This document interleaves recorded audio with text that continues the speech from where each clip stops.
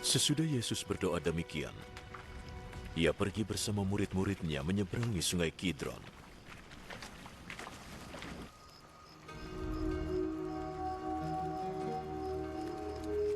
Di situ ada sebuah taman. Lalu Yesus dan murid-muridnya masuk ke sana.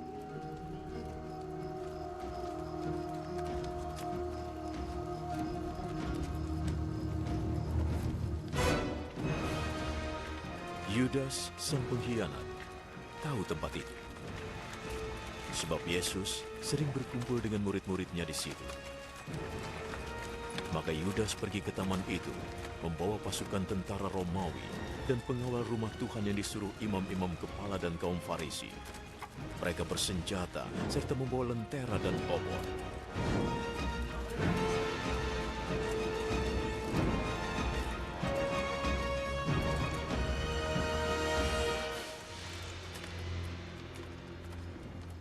Yesus tahu semua yang akan terjadi padanya. Jadi ia maju dan bertanya, "Siapa yang sedang kalian cari?" Yesus dari Nazaret. Yudas sang pengkhianat berdiri di situ dengan mereka. Ketika Yesus berkata, "Akulah dia." Mereka mundur dan jatuh ke tanah.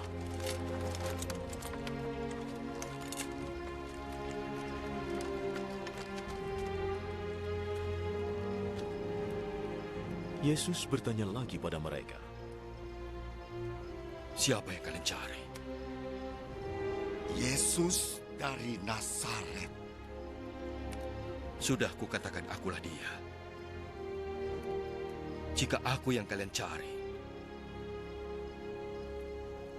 biarkan mereka pergi. Dia berkata begitu supaya terjadilah apa yang pernah dikatakannya. Bapa, aku tidak kehilangan satu pun dari mereka yang engkau berikan kepadaku. Simon Petrus yang membawa sebilah pedang mencabutnya lalu memotong telinga kanan hamba Imam Agung sampai putus. Nama hamba itu adalah Malkus. Kembalikan pedangmu ke tempatnya. Kau pikir aku tidak akan minum piala penderitaan yang diberikan Bapa kepadaku?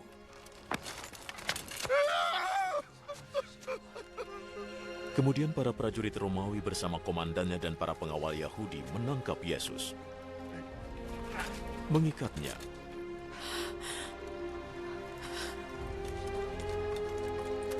dan membawanya menghadap Anas. Dia adalah mertua Kayafas yang menjadi imam agung tahun itu. Kayafaslah yang menasihati para penguasa Yahudi bahwa akan lebih baik jika satu orang mati untuk seluruh bangsa.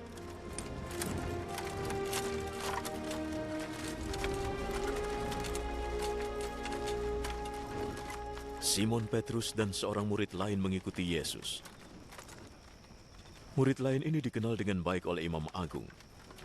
Maka ia turut masuk bersama Yesus ke halaman rumah Imam Agung. Sedangkan Petrus menunggu di luar dekat pintu.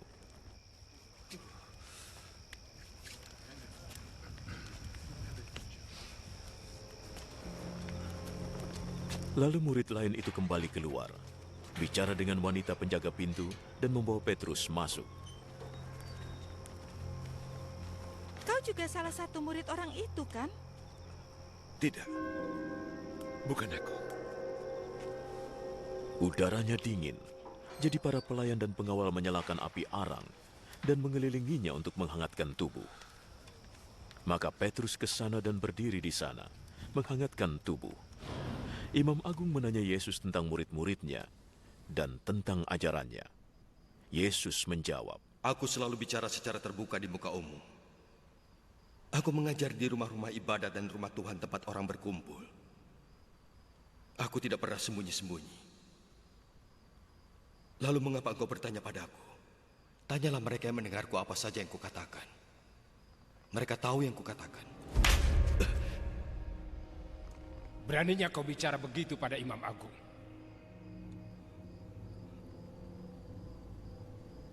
Jika perkataanku salah, katakan saja di mana salahnya.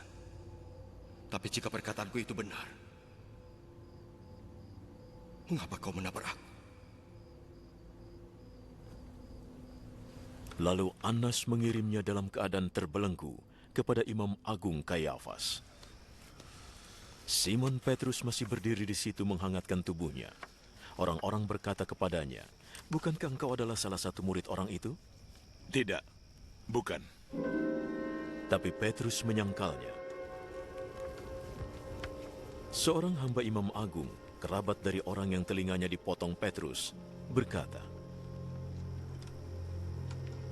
Bukankah kau bersama dia di taman itu? Tidak. Saat itu juga ayam jantan berkokok.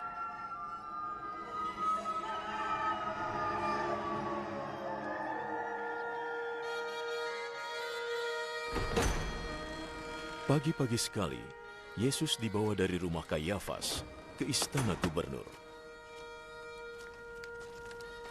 Para penguasa Yahudi tidak ikut masuk ke dalam istana karena mereka tidak ingin menjadi najis secara agama, supaya mereka bisa ikut makan makanan Paskah. Maka Pilatus pergi keluar dan bertanya, "Apa tuduhan kalian terhadap orang ini?" Kami tidak akan membawanya kepadamu seandainya dia tidak bersalah. Kalau begitu ambil saja dia, dan hakimilah menurut hukum kalian sendiri. Kami tidak boleh menghukum mati seseorang. ini terjadi supaya terlaksana apa yang telah dikatakan Yesus mengenai bagaimana cara ia akan mati.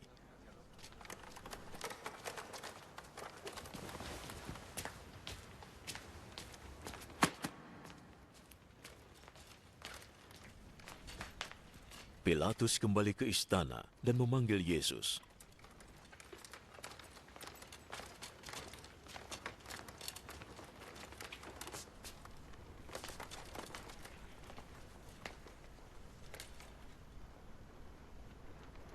Apakah engkau raja orang Yahudi? Apa pertanyaan ini darimu? Atau ada yang memberitahumu tentang aku? Apa menurutmu aku orang Yahudi? Justru bangsamu sendiri dan imam-imam kepala yang menyerahkanmu padaku. Apa yang kau lakukan? Kerajaanku bukan dari dunia ini. Jika kerajaanku dari dunia ini, para pengikutku akan berjuang supaya aku tidak diserahkan pada para penguasa Yahudi. Memang, kerajaanku bukan dari dunia ini. Kalau begitu engkau raja? Engkau yang mengatakan aku raja. Aku lahir dan datang ke dunia ini untuk satu tujuan, yaitu mengatakan kebenaran. Siapapun yang berasal dari kebenaran akan mendengarkan aku. Apa artinya kebenaran?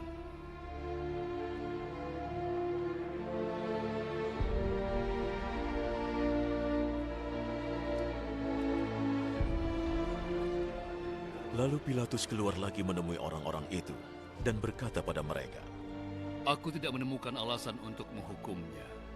Tapi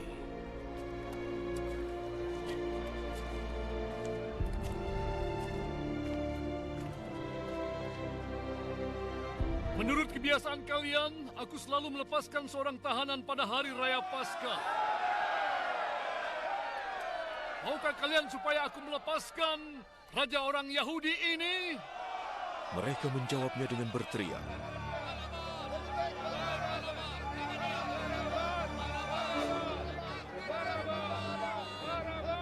Barabas adalah perampok.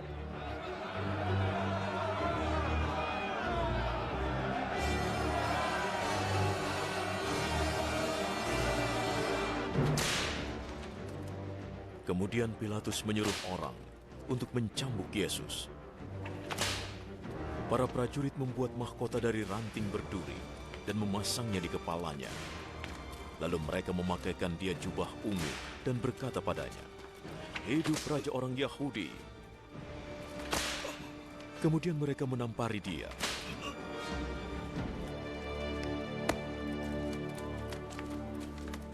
Sekali lagi Pilatus keluar dan berkata kepada orang banyak,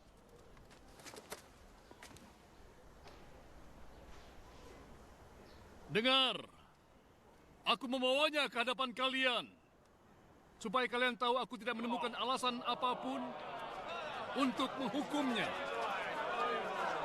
Lihat, Inilah orang itu. Maka Yesus dibawa keluar, mengenakan mahkota berduri dan jubah ungu. Salibkan dia! Salibkan dia! Ya, salibkan dia! Salibkan dia!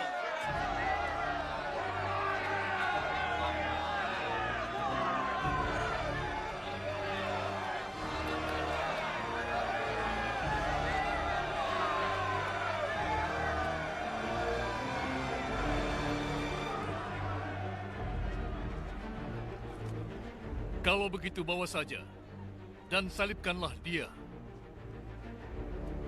Aku tidak menemukan alasan untuk menghukumnya. Menurut hukum kami, ia harus dihukum mati. Sebab ia mengaku sebagai anak Allah.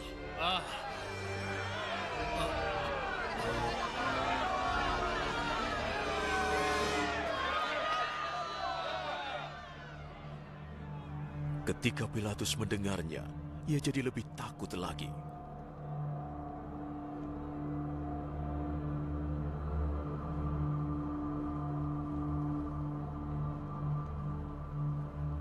Ia kembali ke istana dan bertanya kepada Yesus. Dari mana asalmu? Tapi Yesus tidak menjawab. Kau tidak mau bicara padaku? Ingatlah, aku punya kuasa untuk membebaskanmu. Dan juga untuk menyalibkanmu. Engkau punya kuasa atasku. Hanya karena Tuhan memberikannya padamu. Maka orang yang menyerahkan aku kepadamu, dosanya lebih besar darimu.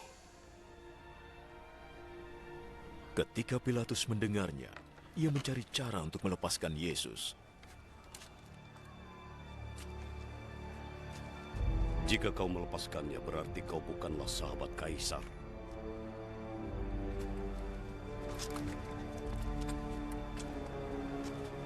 Siapapun yang mengaku dirinya raja, maka dia adalah musuh bagi Kaisar.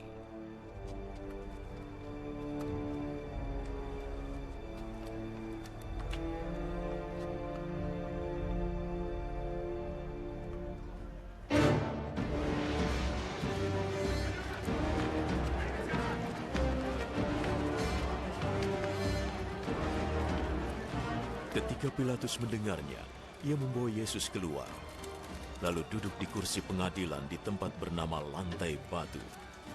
Dalam bahasa Ibrani namanya Gabata.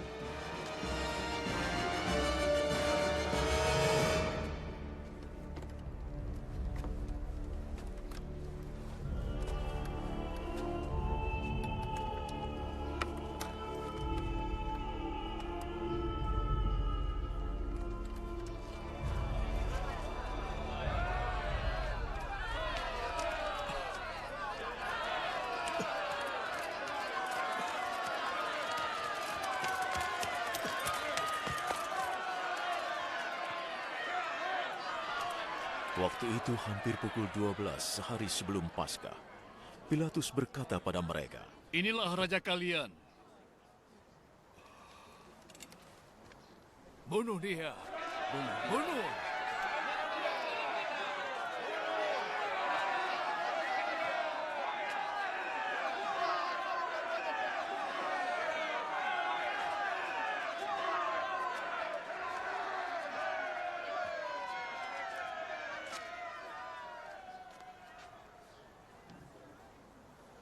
Kalian ingin aku menyalibkan raja kalian? Satu-satunya raja yang kami miliki hanya Kaisar. Lalu Pilatus menyerahkan Yesus kepada mereka untuk disalibkan.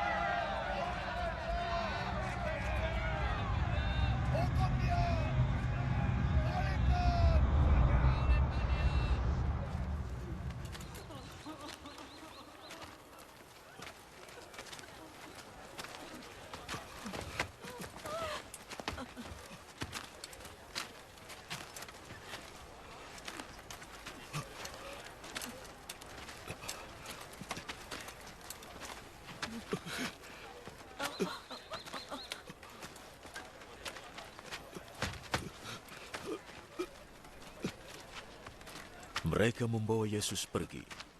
Yesus keluar, memanggul salibnya, menuju tempat yang disebut sebagai tempat tengkorak. Dalam bahasa Yunani disebut Golgota.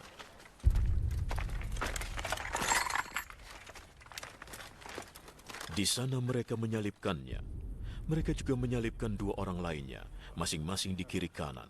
Yesus berada di tengah.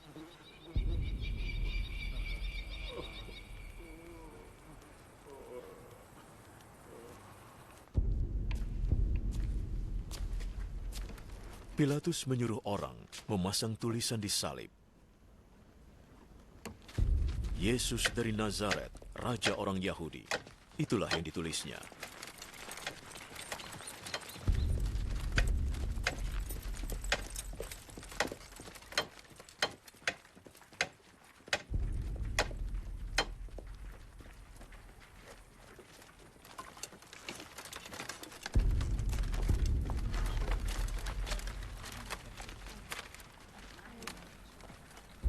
Banyak orang membacanya, sebab tempat di mana Yesus disalibkan tidak jauh dari kota. Tulisan itu dalam bahasa Ibrani, Latin, dan Yunani.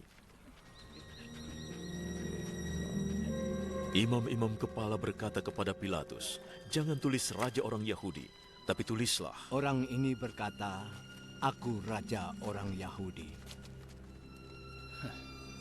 Yang sudah aku tulis tetap tertulis.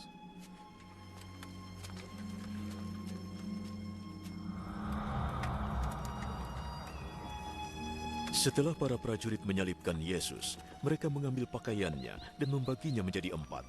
Masing-masing mendapat 1 bagian. Mereka juga mengambil jubah Yesus yang terbuat dari sehelai bahan tenunan tanpa sambungan jahitan. Para prajurit berkata satu sama lain, "Jangan kita potong, mari kita undi siapa yang boleh mendapatkannya." Ini terjadi supaya terlaksana yang tertulis di dalam Alkitab. Mereka membagi pakaianku di antara mereka dan mengundi jubahku. Dan itulah yang dilakukan para prajurit. Di dekat salib Yesus berdiri ibunya, saudari ibunya Maria istri Kleopas, dan Maria Magdalena. Yesus melihat ibunya dan murid yang sangat dikasihinya berdiri di situ. Dia putra ibu. Lalu dia berkata pada muridnya, "Dia ibumu." Sejak itu, murid Yesus itu menerima ibu Yesus tinggal di rumahnya. Yesus tahu bahwa sekarang semuanya sudah selesai. Dan untuk menggenapi yang tertulis dalam Alkitab, ia berkata,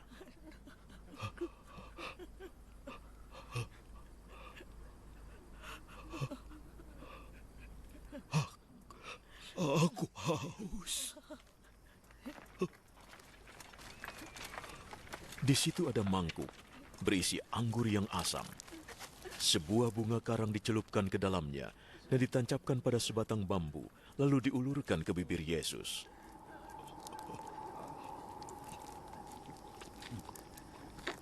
Yesus minum anggur itu.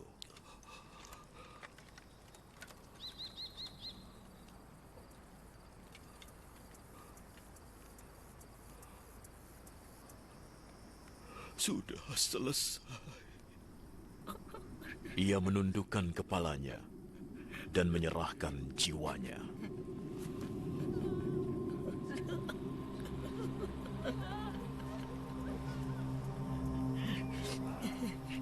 Para penguasa Yahudi meminta izin kepada Pilatus untuk mematahkan kaki orang-orang yang disalibkan itu dan menurunkan jenazah mereka dari kayu salib. Mereka memintanya karena saat itu hari Jumat. Mereka tidak ingin jenazah-jenazah itu tergantung di kayu salib pada hari Sabat. Apalagi Sabat kali ini adalah perayaan khusus. Maka para prajurit mematahkan lebih dulu kaki orang pertama, kemudian orang kedua yang disalibkan bersama Yesus. Ketika mereka sampai kepada Yesus, mereka melihat ia sudah meninggal. Jadi mereka tidak mematahkan kakinya. Tapi salah satu prajurit menusuk lambung Yesus dengan tombak.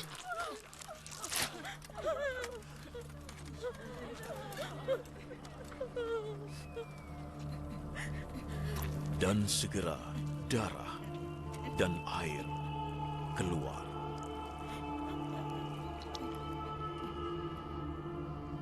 Orang yang melihat kejadian tersebut memberitakannya supaya kalian juga percaya. Kesaksiannya itu benar dan ia tahu bahwa yang dikatakannya benar. Ini terjadi supaya Alkitab digenapi. Tidak satu pun tulangnya akan dipatahkan. Di dalam Alkitab juga tertulis, orang akan memandang dia yang sudah mereka tikam.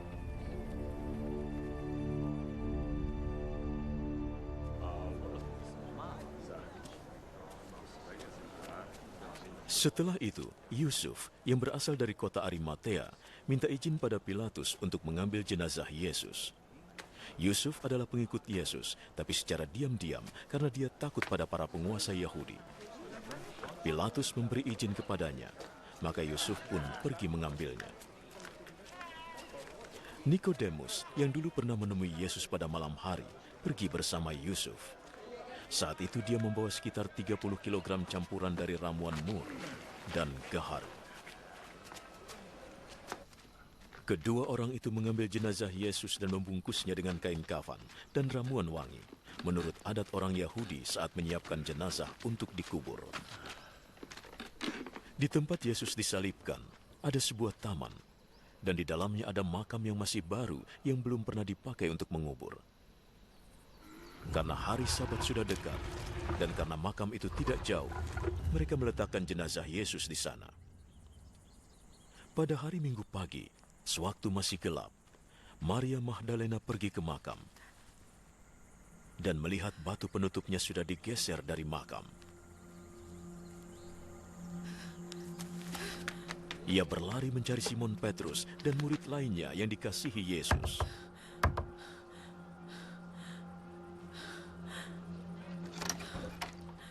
Tuhan sudah diambil dari kuburnya. Aku tidak tahu di mana dia diletakkan. Lalu Petrus dan murid lain itu pergi ke makam. Kedua orang itu berlari, tapi murid lain itu berlari lebih cepat dari Petrus dan tiba lebih dulu di makam. Dia menengok ke dalam dan melihat kain kafan ada di situ, tetapi dia tidak masuk. Simon Petrus menyusul di belakangnya dan langsung masuk ke dalam makam.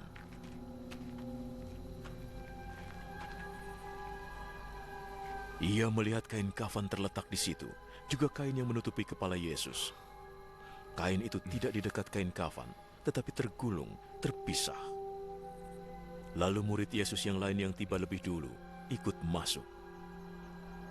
Ia melihat dan percaya. Mereka masih tidak mengerti yang tertulis dalam Alkitab bahwa ia harus bangkit dari mati. Lalu kedua murid itu pulang. Maria Magdalena menangis di luar makam.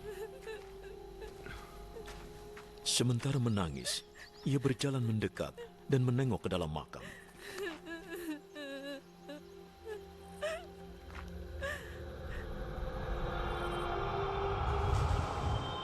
Ia melihat dua malaikat di sana, berpakaian putih, duduk di bekas tempat jenazah Yesus. Satu di bagian kepala, satu di bagian kaki. "Ibu, mengapa engkau menangis?" mereka bertanya. Mereka mengambil jenazah Tuhanku. Aku tidak tahu di mana mereka meletakkannya. Ia menengok ke belakang dan melihat Yesus berdiri di situ. Tapi dia tidak tahu bahwa itu Yesus. Mengapa engkau menangis? Engkau sedang mencari siapa? Ia mengira itu tukang kebun. Jadi ia berkata, Jika engkau memindahkannya, di mana engkau meletakkannya, aku akan mengambilnya.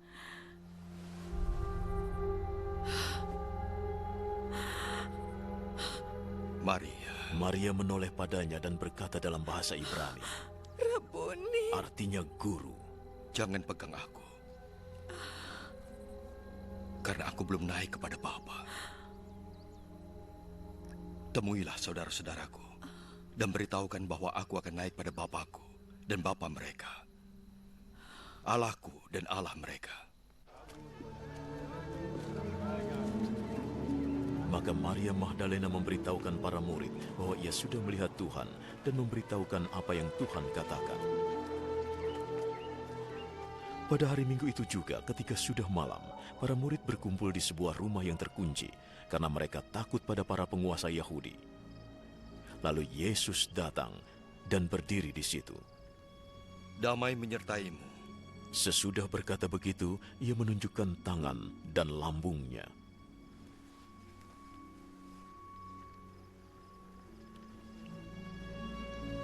Murid-murid gembira sekali saat melihat Tuhan datang.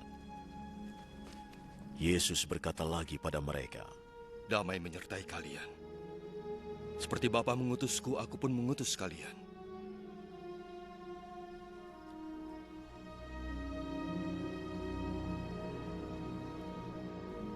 Lalu ia meniupkan nafas.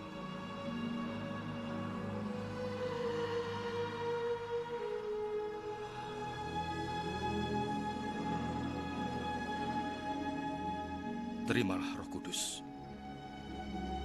Jika kalian mengampuni dosa orang, Allah mengampuninya. Jika kalian tidak mengampuninya, Allah tidak mengampuninya.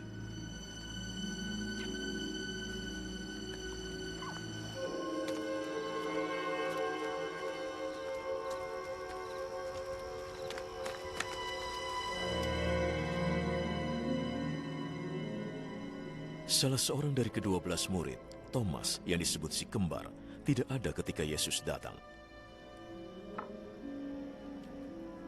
Maka murid-murid lain memberitahukannya, kami telah melihat Tuhan. Jika aku belum melihat bekas luka karena paku pada tangannya, dan meletakkan jari pada luka itu, juga meletakkan tangan pada lambungnya, aku tidak percaya.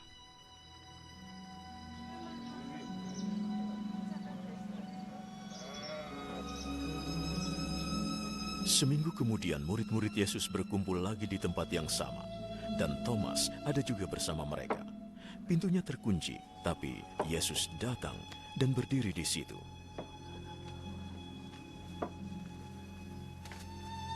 Damai menyertai kalian. Letakkan jarimu di sini dan lihatlah tanganku.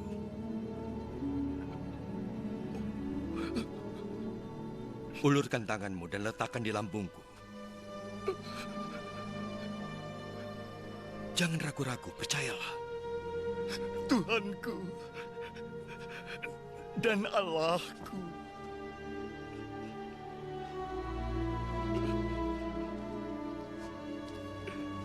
Kau percaya karena melihat aku. Berbahagialah orang yang percaya walau tidak melihatku.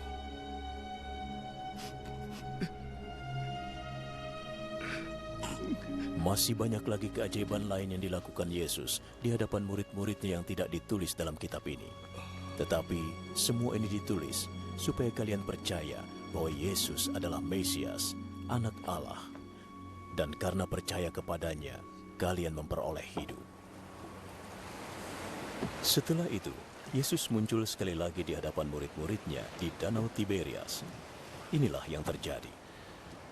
Simon Petrus, Thomas yang disebut si kembar, Nathanael yang berasal dari Kana di Galilea, anak-anak Zebedeus, dan 2 murid Yesus lainnya sedang berkumpul. Simon Petrus berkata kepada yang lain, Kami akan menangkap ikan. Kami akan ikut denganmu, kata mereka.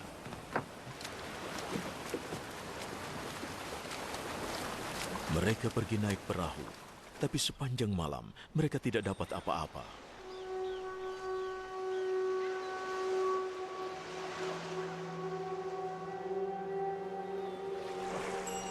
Saat matahari mulai terbit, Yesus berdiri di tepi pantai. Tapi para murid tidak tahu bahwa itu Yesus. Anak muda, kalian sudah menangkap ikan? Tidak satu pun. Tebarkan jala kalian ke sebelah kanan perahu. Kalian akan mendapatkan ikan.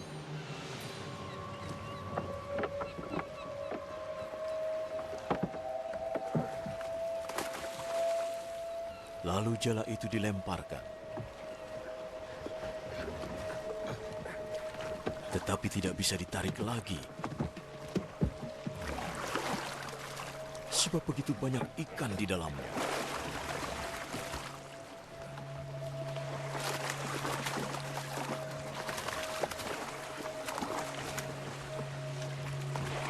Murid yang dikasihi Yesus berkata pada Petrus, Itu adalah Tuhan.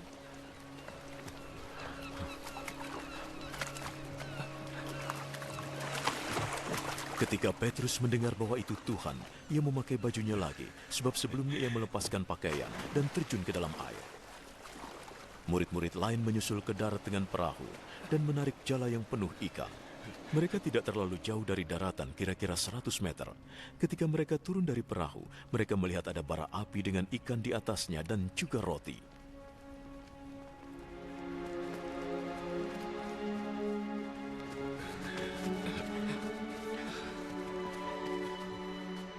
Bawalah ikan yang baru saja kalian tangkap.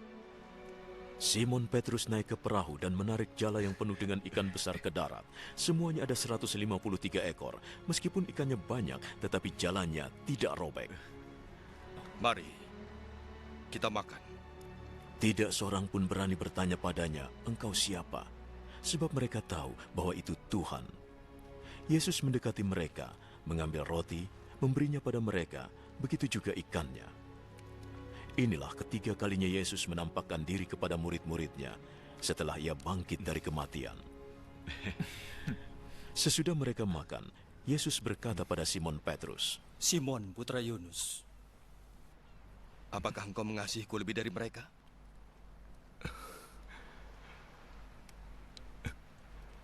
Benar Tuhan, Engkau tahu aku mengasihimu. Gembalakan anak-anak dombaku.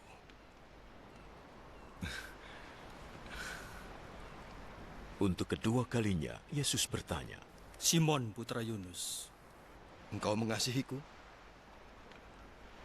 Benar Tuhan, Engkau tahu aku mengasihimu. Gembalakan domba-dombaku. Untuk ketiga kalinya, Yesus bertanya, Simon, putra Yunus, engkau mengasihiku?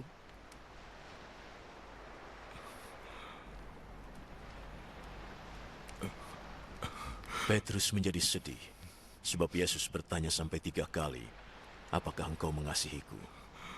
Maka ia menjawab lagi, Tuhan,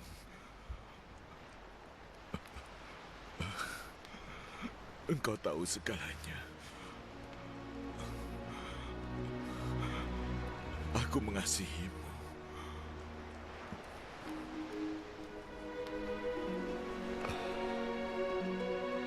Gembalakan domba-dombaku.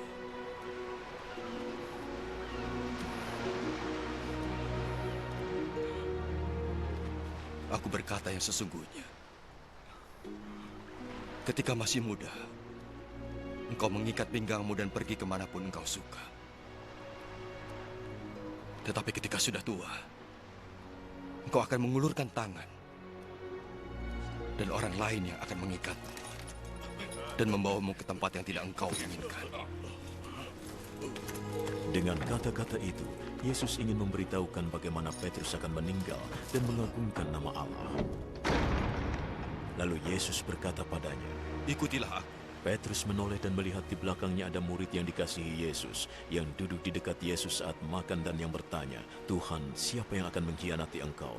Ketika melihatnya, Petrus bertanya, Tuhan, bagaimana dengan orang ini?